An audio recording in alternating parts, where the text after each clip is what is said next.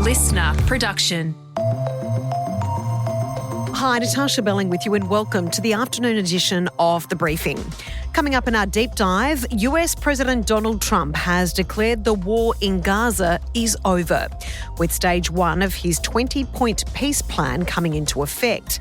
While many experts agree today's hostage handover is a vital and long-awaited step forward, they are concerned that lasting peace in the Middle East is a very fragile and difficult road ahead.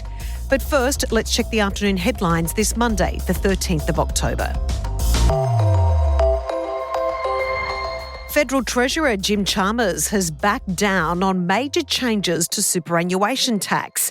The federal government has made two key changes after mounting pressure, including abolishing unrealised capital gains and reducing the tax threshold. Here is the Treasurer making the announcements a short time ago. For earnings on super balances between $3 and $10 million, the rate remains 30%. The rate for over $10 million becomes 40%. Former Prime Minister Paul Keating, who was the architect of Australia's super scheme, has welcomed the Treasurer's turnaround, saying, quote, "Importantly, these decisions solidify superannuation tax arrangements in a manner the community can now rely upon for the long-term security of their retirement savings and, with it, their peace of mind." Victoria Police will undergo a complete restructure, with Commissioner Mike Bush announcing it will cut down its executive team and divert more officers to the front line under reforms aimed at reducing crime in the state. A new state crime coordination centre has also been announced, described as a 24/7 high-tech hub to identify links between crimes and better support frontline police. The Commissioner also admitting there was no escaping the fact that there was a crime problem in Victoria.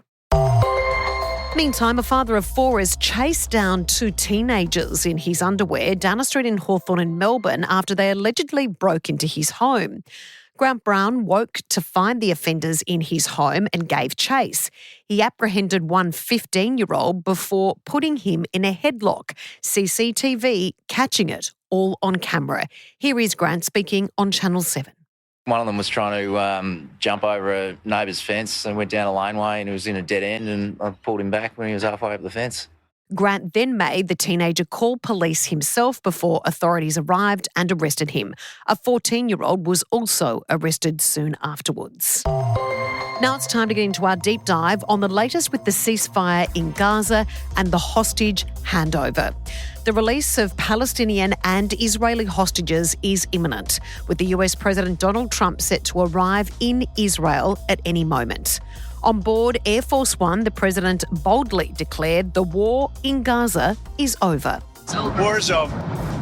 The war is over, okay? Do you understand that? I think people are tired of it. It's been centuries, okay? Not just recent, it's been centuries. I think people are tired of it, yeah. The ceasefire is going to hold. Joining us now to unpack exactly what this means and its implications for lasting peace is Middle East expert Dr. Andrew Thomas from Deakin University. Andrew, thanks so much for joining us. Latest information we have as we're about to publish this episode is the release of the hostages is imminent. Do you think the hostage handover will go as planned? I think it will. I think that's the one part that will go ahead relatively smoothly. We wouldn't be getting to this point where, we're saying that, the Red Cross is going to take hostages from Gaza to Israel. They've figured out the logistics of it. We know all the names now. We know roughly when it's going to happen. I'd say that that's definitely going to happen. We don't, I believe at this stage, as far as I know at this point, we don't have a lot of information as the exact numbers of how many Palestinians are being released on the Israeli side. So maybe there might be something there, but I think the hostage exchange is going to go ahead just fine. But really, that's where we are. This is effectively at this point just a hostage exchange and a partial withdrawal. And we've been here before. We've seen this exact kind of thing before multiple times in the last couple of years, where several hostages have been released, but then hostilities resume. So we know that there is no trust on either side of this conflict that has gone on for centuries. In regards to the 20-point peace plan that was announced by President Trump, what are your main concerns after this hostage exchange about any relative peace plan unfolding? What are your main concerns?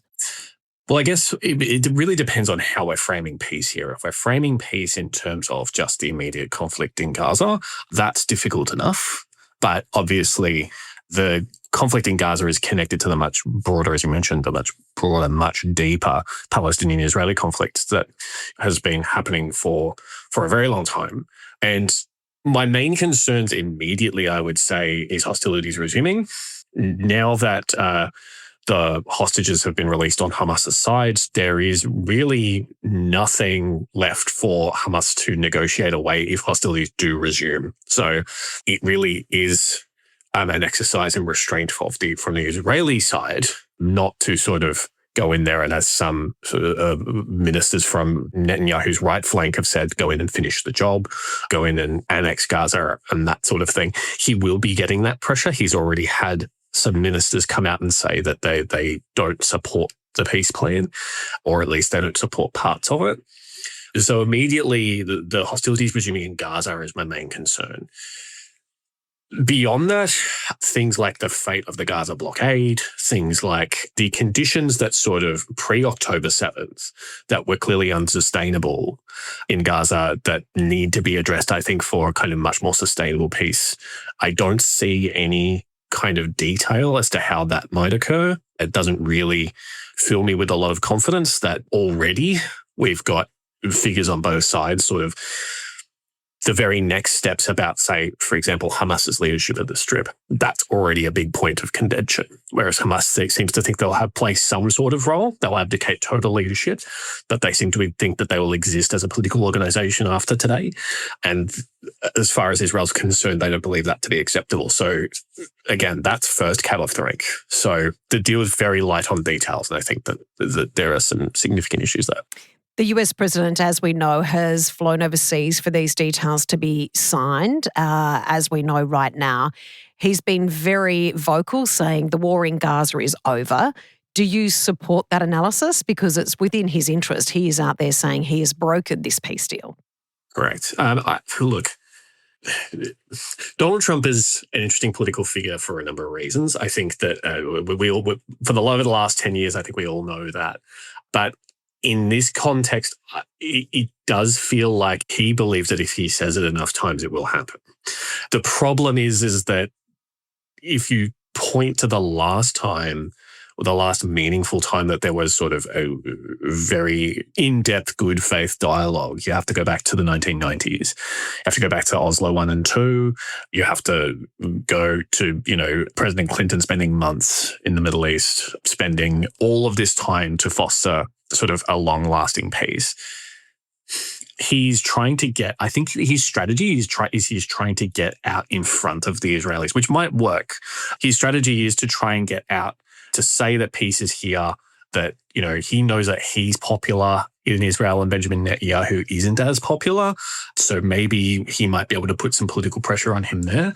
But if it all falls apart again, and which it very well could, this is far from a peace deal at this point, at least. I think he may still call it a win. He may still try at least to spin it that way. But yeah, it's difficult to sort of, the best of times, to try and figure out what the strategy is with the Trump administration sometimes. And in this case, I think it's no different. You mentioned there, Andrew, that some may even say that Donald Trump, the US president, is more popular in Israel right now than their own Prime Minister, Benjamin Netanyahu.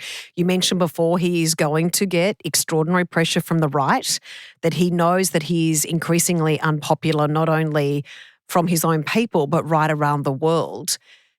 Would one argue that he may think I have nothing to lose by breaking these conditions, and therefore I already know that I'm losing support and I have nothing to lose if I take the action that the right is pressuring me to do so? I would go further and say I think that's been his rationale for the last few years. I think that there is possibly a little bit more pressure to end the war right now, and particularly international pressure. That we need to remember that a lot of Israel's allies, including Australia, have significantly ramped up their political pressure on Israel. So the conditions, I think, are different, but there are also personal elements to this. Benjamin Netanyahu is facing charges of corruption, which were leveled quite a while ago now, and his prime ministership kind of protects him from that. So it may not be just Hamas that has to think about the possibility of losing their leadership. It might actually be Benjamin Netanyahu as well, and that in itself could be the end of his political career, but it could also be the end of his freedom. He could be convicted of these corruption charges, which are, for anybody who has seen, that they're actually quite serious, sort of bribing television and news outlets for favourable coverage, telecommunications networks for the same. So it's potential political Armageddon for him, and that could push him into a corner. That could result in him taking action that's not in the interests of his party, of the Israeli people. And usually that comes in the form of him building sort of larger coalitions that are sort of a little bit more populist in that way. In regards to what happens from here, Andrew, and, as we all know throughout history, anything is possible. In regards to if we do see the destruction of Hamas, which we know is certainly on the negotiation table, but also a change in leadership with Benjamin Netanyahu, that leaves two very concerning power vacuums. What are your thoughts on how that continues to unfold? Well, I will say that power vacuums in Israel are not necessarily an uncommon thing. Israel has very, very regular elections because of the way that Israeli politics works. And for your listeners who don't know, we have a coalition government in Australia. We had a coalition government in Australia. We have a coalition party, the Liberal and the Nationals. The coalitions in Israel are dozens of parties. So I believe, off the top of my head, there's more than 13 different parties in the current coalition government. And that means that if one of those parties crosses the floor, then new election. There was a time where Israel was having an election every year. And Israelis are very politically active. All politics, there's an Israeli saying that all politics is both local and national at the same time. So there will be elections. It'll be a very important election, a post-war election. But I don't see there being a potential problem there. On the other side, a very, very different story. You will have, say, if, for example, the 20-point peace plan gets to the point where it sort of lays out this kind of technocratic governance handover. What does that look like? Apparently, Donald Trump is supposed to be heading that. Tony Blair is supposed to be involved as well. How much legitimacy will that have in Gaza? Or will it just seem like external interference, seem like colonialism all over again? Will that governance take into account local needs? Will they try and set up elections? Will Gazans want to be incorporated into the Palestinian Authority over in the West Bank? Will that governance work? Because Mahmoud Abbas is not a particularly popular political leader in Palestine either. So there are a million questions when it comes to governance of Gaza specifically, but it also relates to sort of broader Palestinian governance and self-determination. We will watch with great interest. Thank you so much for joining us, Andrew. Thank you so much. That was Middle East expert Dr. Andrew Thomas from Deakin University. And that's it for this episode of the afternoon edition of The Briefing. We'd love you to subscribe or follow us on Instagram at The Briefing Podcast. And we'll be back in your feed tomorrow morning. I'm Natarsha Belling. Thanks for your company.